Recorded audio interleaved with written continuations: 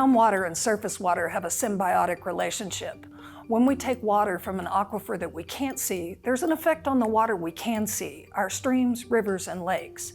If you followed this series, you know that the Ogallala Aquifer is running out of water. The Ogallala is our primary water resource here in the Texas Panhandle, and it provides water for the middle third of the country.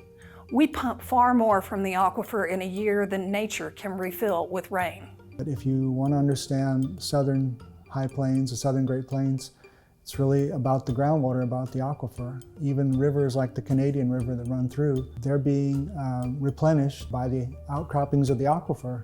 Folks often talk about groundwater and surface water as two separate things.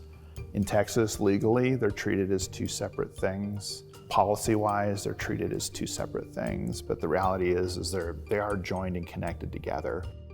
Flows in a river in a stream can leak into an aquifer and recharge an aquifer.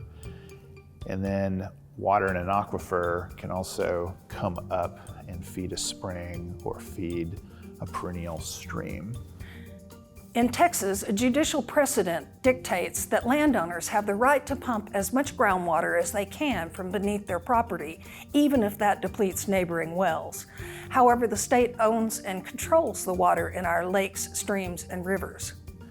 And it's regulated through the Texas Commission on Environmental Quality, and it is regulated in a way that is sustainable. So like Lake Meredith has something called a firm yield, which is how much water can you produce out of that on an annual basis, and it'll get you through a repeat of the drought of record.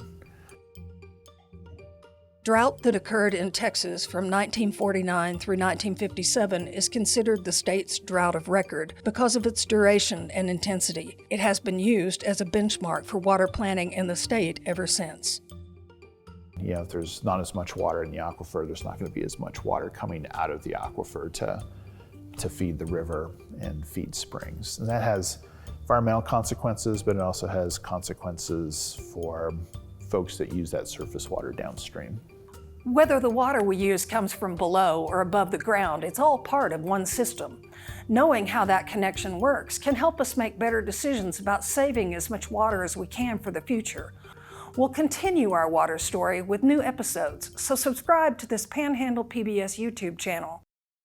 At Panhandle PBS, our reliable news reporting and fact-based storytelling has always been free. We're proud to offer our work for free thanks to generous support of viewers like you. If you appreciate our journalism and would like to see it continue, please consider making a donation to Panhandle PBS today.